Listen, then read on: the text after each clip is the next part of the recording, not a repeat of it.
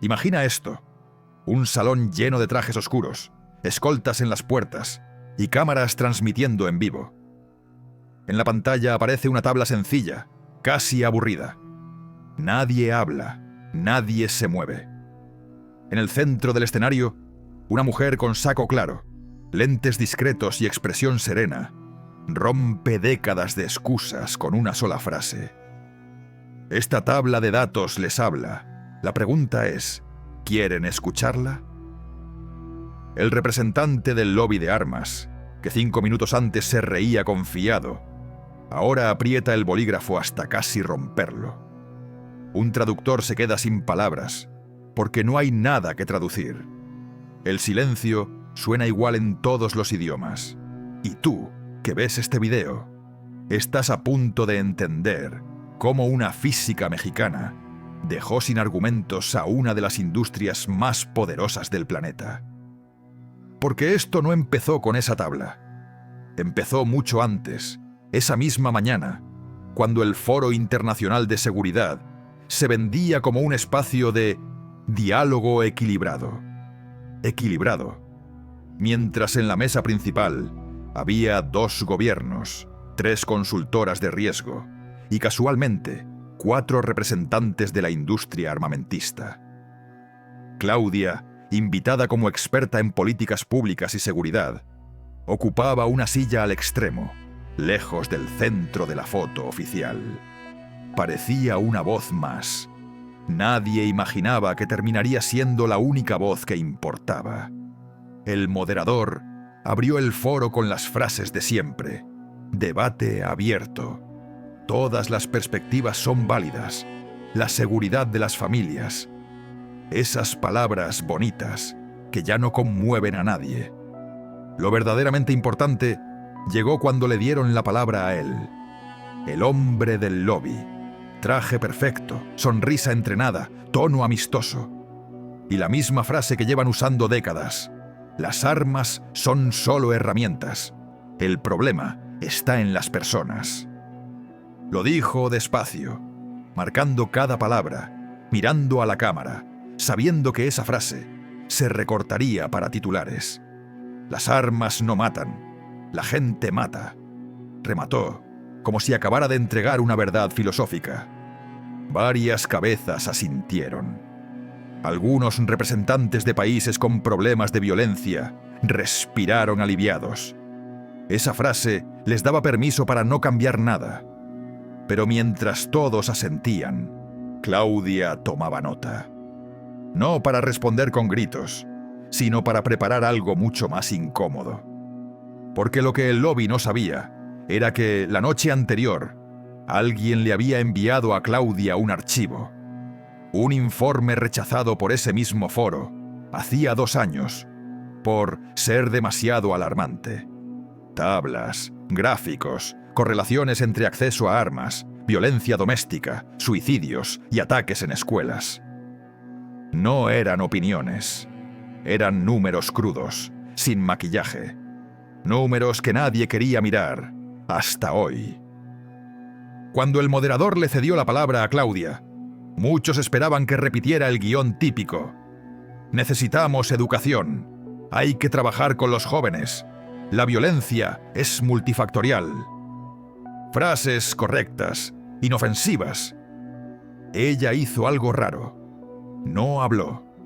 Caminó despacio hacia el atril, abrió su laptop y conectó el cable a la pantalla principal. Ni siquiera miró al representante del lobby. Miró a la mesa de familias invitadas al fondo del salón. Luego, recién entonces, levantó la vista. En la pantalla apareció la primera gráfica, una línea que subía casi en paralelo a otra. En la parte izquierda, pequeñas, a la derecha, enormes.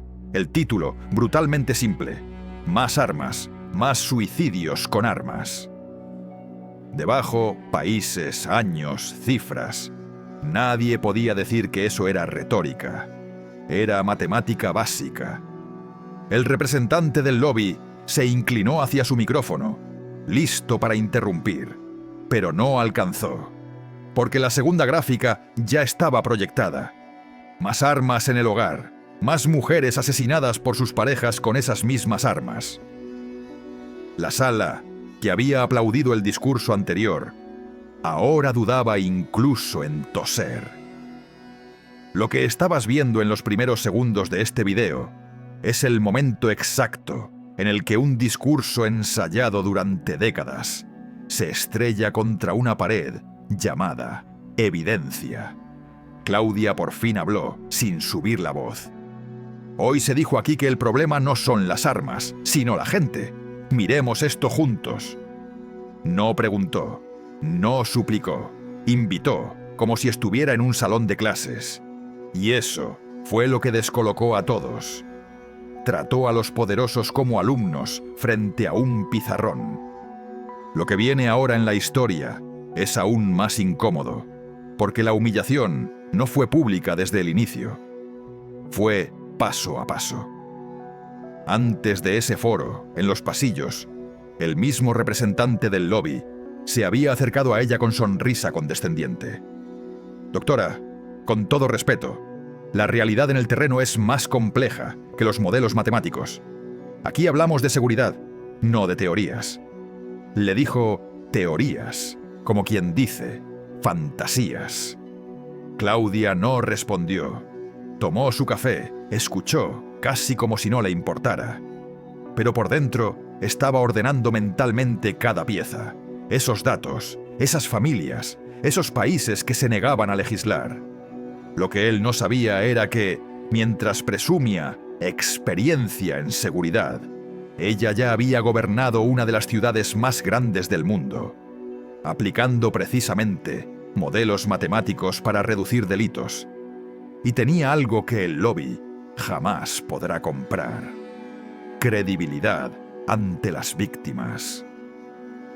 Unas horas antes del foro, en una sala pequeña al fondo del hotel, Claudia se reunió con un grupo reducido. Madres que habían perdido hijos en tiroteos, sobrevivientes de violencia doméstica, un joven que había intentado suicidarse y sobrevivió porque el arma falló. Sus testimonios no iban a transmitirse en la plenaria. Eran paralelos, no oficiales, pero para ella eran el centro. Les preguntó una sola cosa. Si tuvieran 3 minutos frente a quienes toman decisiones, ¿qué les mostrarían? Nadie mencionó un discurso. Mencionaron cosas concretas. Una foto de una cocina con un arma arriba del refrigerador, un registro de compras de municiones, una denuncia ignorada, un informe médico. Datos cotidianos, pero datos. De esa conversación nació la idea de convertir el foro en una especie de clase magistral que nadie había pedido, pero que todos necesitaban. Si este tipo de historias te importa, comparte este video ahora mismo.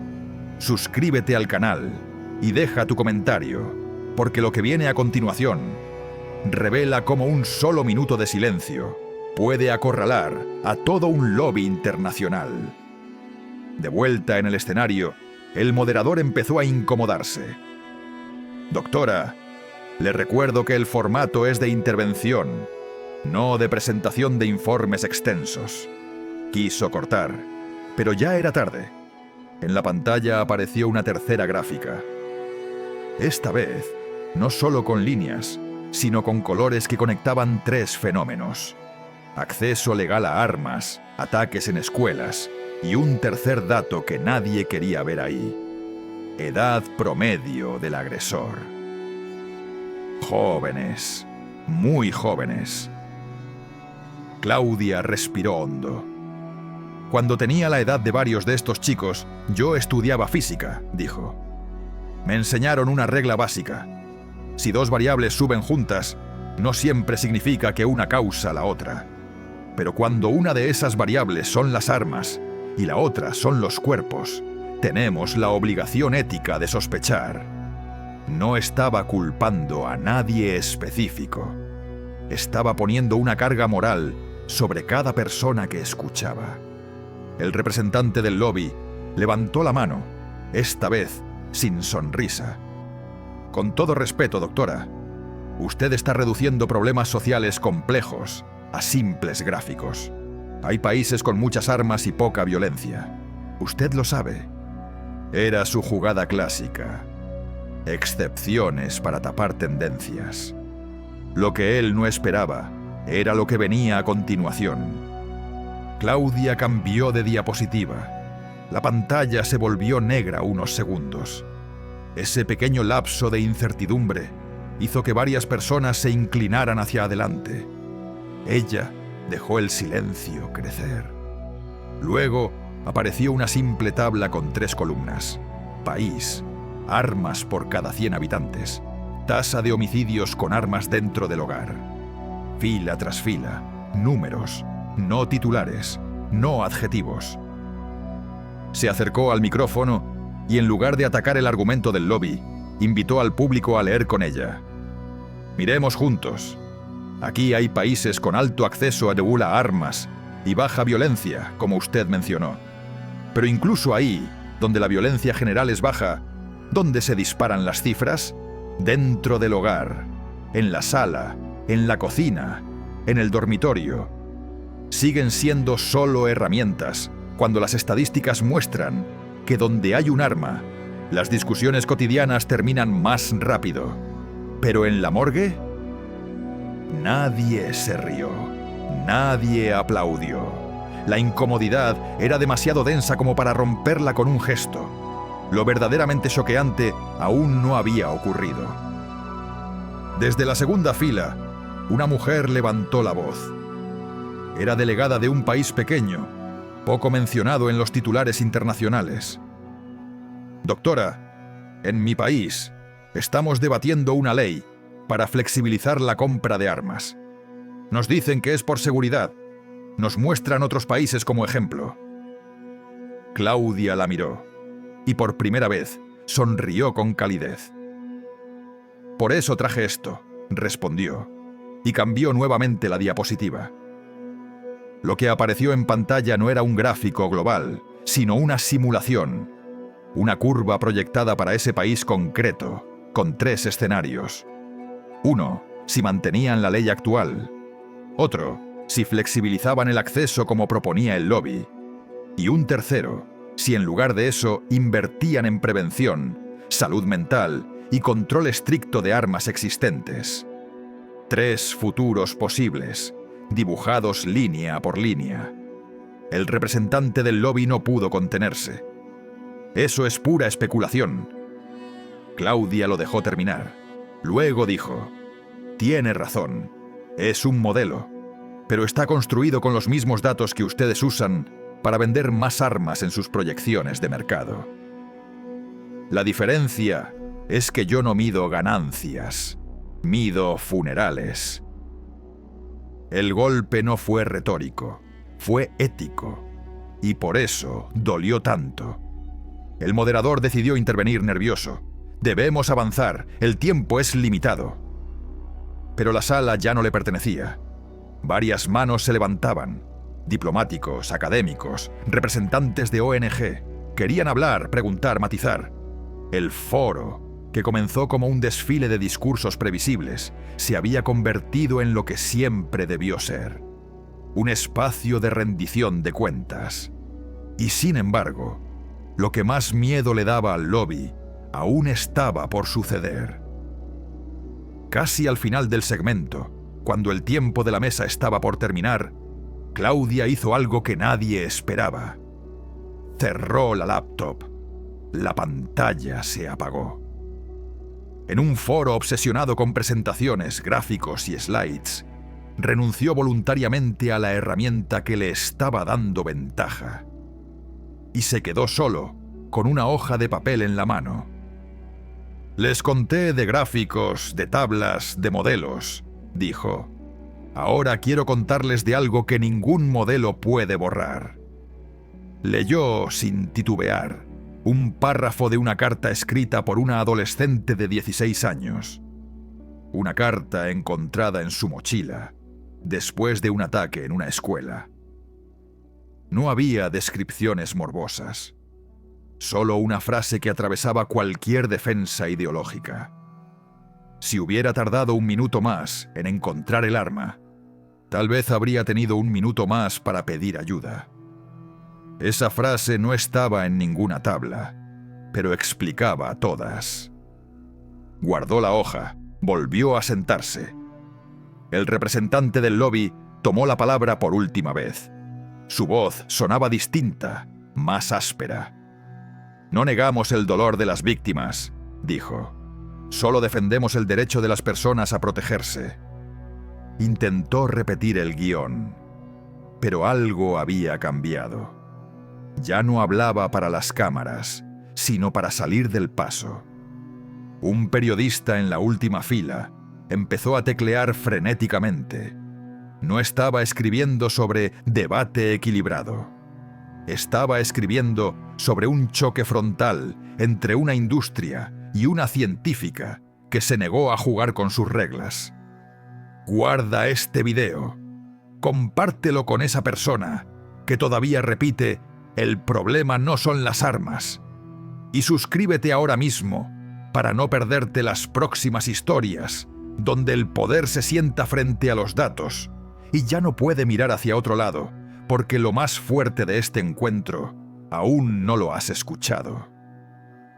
Lo que falta es el momento con el que comenzamos este video.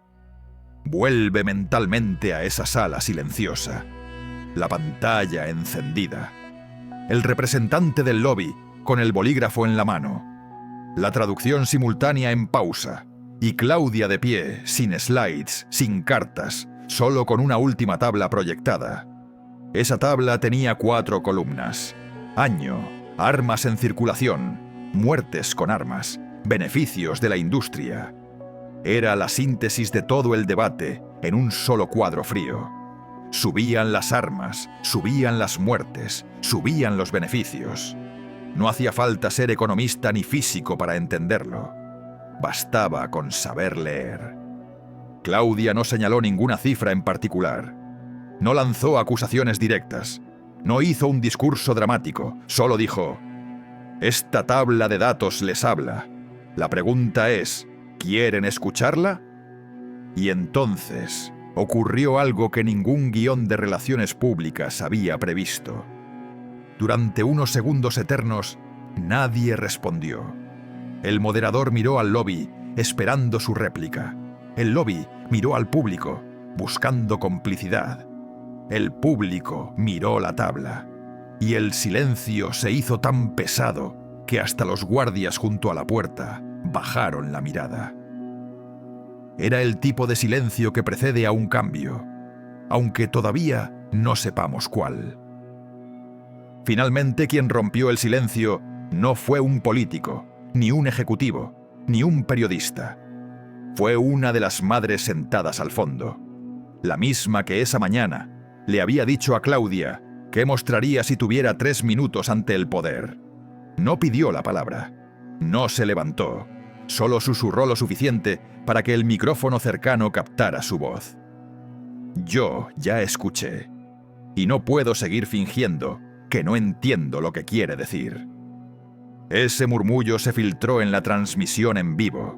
Quedó grabado. Miles de personas lo escucharon desde sus pantallas sin saber quién era esa mujer, pero entendiendo perfectamente de qué hablaba. La tabla ya no era un conjunto de números. Era un espejo. Ahí terminó formalmente la intervención de Claudia. Sin aplausos programados, sin foto de cierre con sonrisas forzadas. Al salir del escenario, un joven del equipo técnico se le acercó y le dijo en voz baja: «Doctora, nunca había visto este salón tan callado». Ella sonrió apenas y respondió: «A veces, el silencio es la primera señal de que alguien, por fin, está pensando». Camino del pasillo, su celular vibró. Era un mensaje de uno de los organizadores del foro. Su presentación generó reacciones muy fuertes. Algunos patrocinadores están molestos.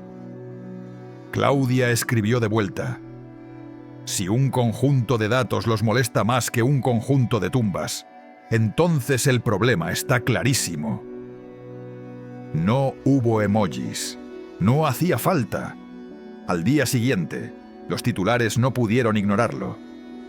Algunos medios intentaron presentarlo como un roce tenso entre una política y la industria. Otros fueron más directos.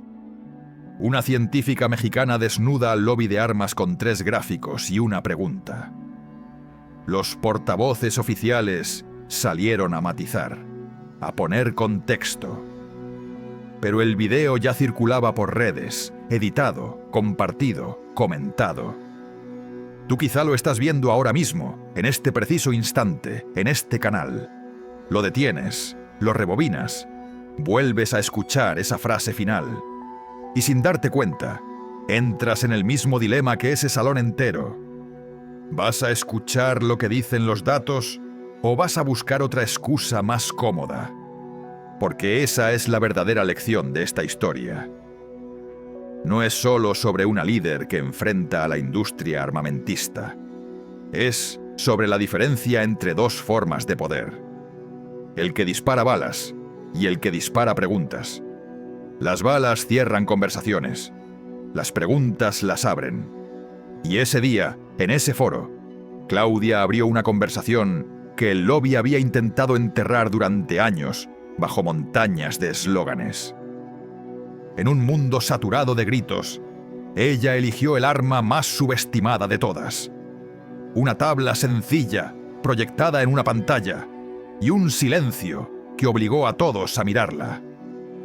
No necesitó insultar, no necesitó humillar, no necesitó teatralidad, solo liderazgo. Liderazgo entendido como la capacidad de poner la verdad en el centro de la mesa, aunque incomode a todos los que están sentados alrededor.